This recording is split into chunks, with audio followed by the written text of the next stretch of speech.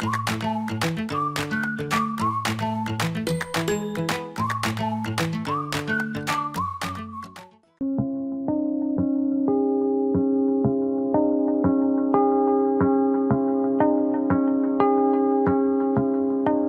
12일 월요일. 변화에 필요한 용기. 농구가 처음 탄생했을 때는 모든 선수들이 가만히 서서 양손을 사용해 슛을 던졌습니다. 이런 자세를 세트슛이라고 했는데 당시 농구 코치들은 이 자세가 가장 효율적인 슛 방법이라고 생각했습니다. 그러나 프로농구 선수 안젤로 루이세티는 오히려 한 손으로 점프하며 슛을 하면 슛 성공률을 더 높일 수 있다고 생각했습니다. 하지만 연구가 충분히 되지 않아 처음에는 오히려 기존의 자세보다 성공률이 낮았고 안젤로의 자세를 본 다른 코치들은 쓸모없는 폼이라고 폄하했습니다. 모든 코치들이 안젤로의 슛 자세를 비판할 때 안젤로의 전담 코치는 가능성이 보이니 계속해서 연습하라고 독려했습니다. 그 결과 안젤로는 당시의 어떤 선수들보다 뛰어난 슈터가 되었습니다. 지금은 안젤로가 만든 자세가 슛의 기본 자세가 됐고 이 자세로 인해 농구가 훨씬 발전할 수 있게 되었습니다. 모든 변화에는 용기가 필요합니다. 목숨을 아끼지 않고 나를 구원하고 세상을 변화시키기 위해 주 예수님이 이 세상에 오셨듯이 그 주님으로 인해 변화된 나를 세상에 드러내는 일을 두려워 마십시오. 주님이 함께 하심을 믿으십시오. 말씀. 너는 마땅히 공의만을 따르라. 그리하면 내가 살겠고 내 하나님 여호와께서 내게 주시는 땅을 차지하리라. 신명기 16장 20절. 찬송 192장. 임하소서 임하소서. 오늘의 만나. 날마다 주님의 은혜로 더 향상된 삶을 살게 인도하소서. 변화에 필요한 용기를 두려워하지 맙시다.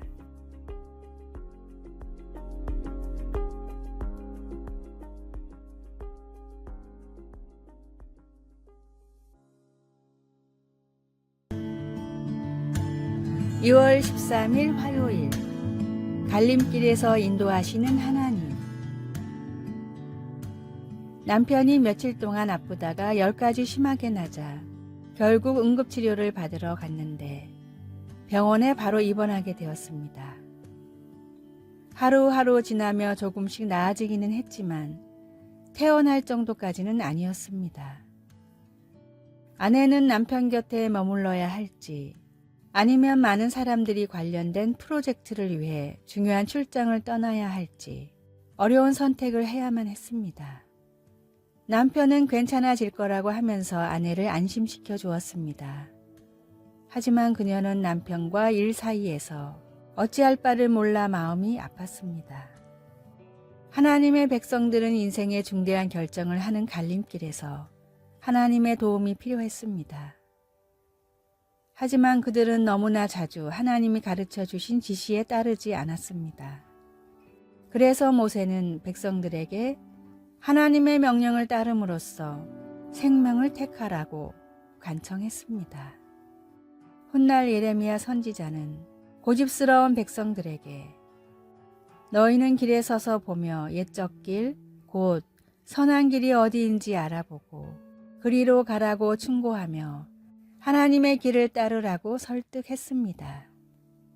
성경 말씀과 과거에 하나님이 공급해 주신 일 등 그런 옛적 길들이 우리를 인도해 줄 수 있습니다. 아내는 실제 갈림길에 서 있는 모습을 상상하며 예레미야가 전한 지혜의 지침을 적용해 보았습니다. 남편과 일 모두 나를 필요로 했습니다. 바로 그때 직장 상사가 전화를 하여 나더러 집에 있으라고 권했습니다.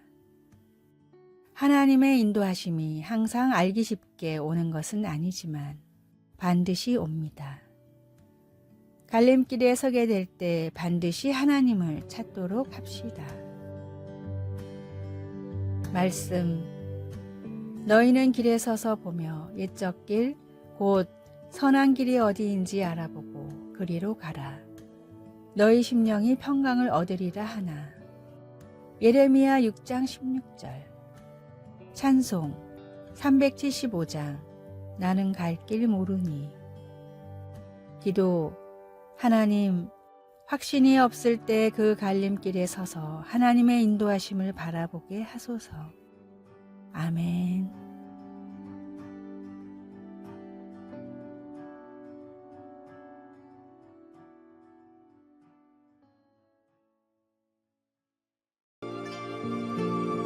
(2월 14일) 수요일.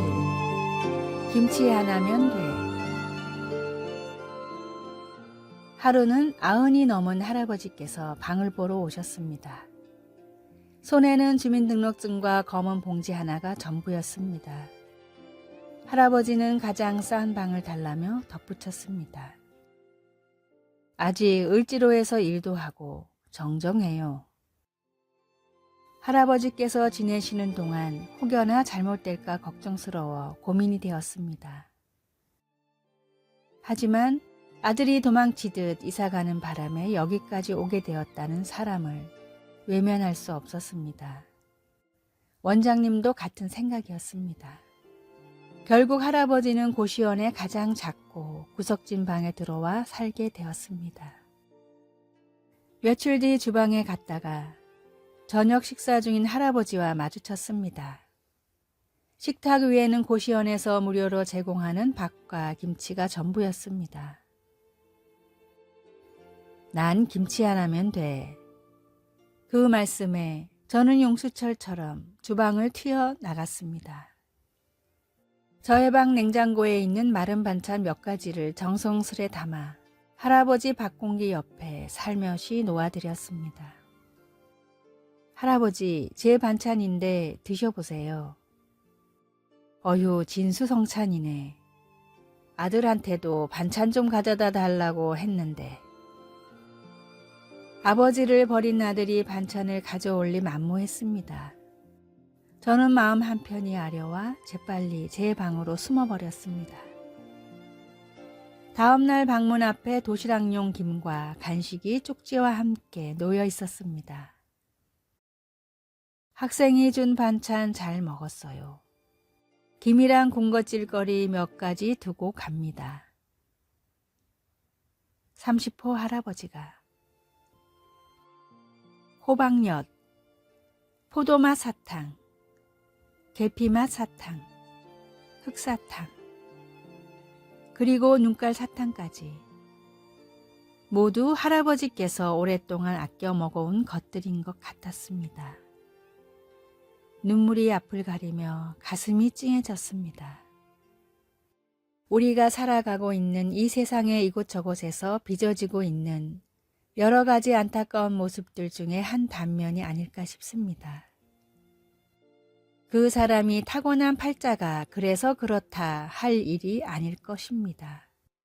우리의 앞날은 그 누구도 장담할 수 없는 일입니다.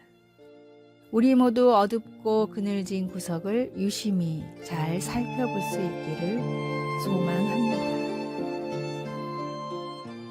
말씀. 줄인 자에게 내 양식을 나누어 주며 유리하는 빈민을 지배해 드리며 헐벗은 자를 보면 입히며 또 내 고륙을 피하여 스스로 숨지 아니하는 것이 아니겠느냐. 이사야 58장 7절. 찬송 218장. 내 마음과 정성을 다하여서. 오늘의 만나. 어려운 이웃의 이름을 적고 기도하며 필요한 것을 도와줍시다.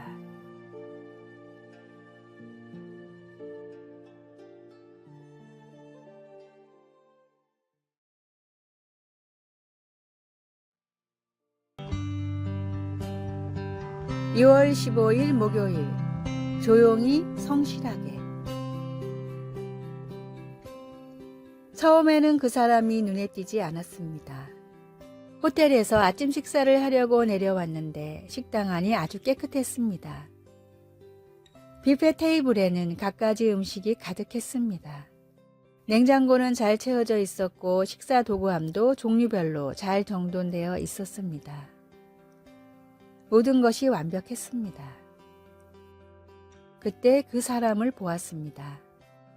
한 겸손한 남자가 이것저것 음식을 채우고 여기저기 닦고 있었습니다. 그는 사람들 눈에 띄지 않게 일을 했지만 자리에 앉아 머물러 있을수록 놀라움은 더 커져 갔습니다. 그는 일을 매우 빨리 처리하면서 모든 상황을 파악하고는 무언가 더 필요할 것 같으면 바로 음식을 채웠습니다.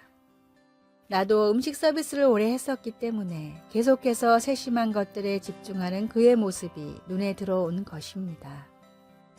대부분의 손님들은 알아차리지 못했지만 이 식당은 그의 충실한 일처리 때문에 모든 것이 완벽했습니다.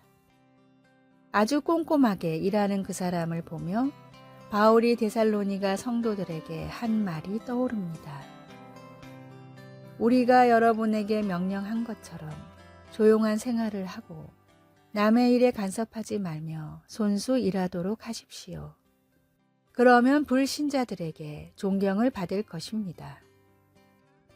바울은 충실한 일꾼이 어떻게 사람들의 존경을 받을 수 있는지를 알았으며 다른 사람들을 위해 하는 작아 보이는 봉사도 복음이 어떻게 거기에 존엄성과 목적을 부여하는지를 조용히 증언했습니다. 말씀, 또 너희에게 명한 것 같이 조용히 자기 일을 하고 너희 손으로 일하기를 힘쓰라. 데살로니가 전서 4장 11절. 찬송 215장. 내 죄 속해 주신 주께. 기도. 하나님 나라에는 하찮은 일이 없음을 알게 하시고 하나님이 가까이 계시다고 생각하며 매일 성실하게 섬길 수 있도록 도와주소서. 아멘.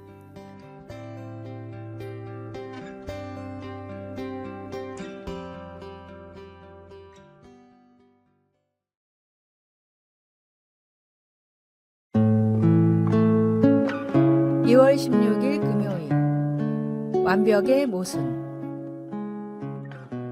성공학의 아버지라고 일컫는 데일 카네기의 저서에 나오는 신앙에 대한 예화입니다. 미국의 한 유명한 신학교에서 강의 중인 교수에게 한 학생이 질문을 했습니다. 하나님이 그토록 선하고 인자하시다면 세상에는 어째서 악인이 많습니까? 선한 사람이 겪는 수많은 고난과 어려움은 어떻게 설명할 수 있나요? 세상에는 왜 질병이 존재하죠? 행복하고 즐거운 일들만 세상에 존재하면 될 텐데 말입니다. 교수는 이렇게 대답했습니다. 하나님은 능히 그렇게 창조할 수 있으셨습니다. 하지만 우리는 아무런 감정을 느끼지 못하는 꼭두각시가 됐겠죠. 고난이 없다면 성취의 즐거움을 느낄 수 없습니다. 선악과가 있기에 하나님의 말씀에 순종할 수 있었고 또 죄를 지을 수도 있었습니다. 그 기쁨을 위해 하나님은 우리에게 자유의지를 주셨고 선택할 기회를 주셨습니다. 게다가 잘못된 선택으로 죽을 수밖에 없는 우리의 죄마저도 십자가의 은혜로 책임져 주셨죠. 이보다 완벽한 사랑이 존재할 수 있습니까? 선택할 수 있기에 순종할 수 있고 죄가 있기에 은혜가 있습니다. 인생에 좋지 않는 순간들도 믿음의 시야로 하나님이 허락하신 은혜로 바라보십시오. 말씀. 이로써 사랑이 우리에게 온전히 이루어진 것은 우리로 심판의 날에 담대함을 가지게 하려 함이니 주께서 그러하심과 같이 우리도 이 세상에서 그러하니라. 요한 1서 4장 17절. 찬송 617장. 주님을 찬양합니다. 오늘의 만나. 주님이 저희에게 향하신 주님의 마음을 깨닫게 하시고 우리를 위해 죽기까지 하신 주님의 사랑을 잊지 않게 하소서.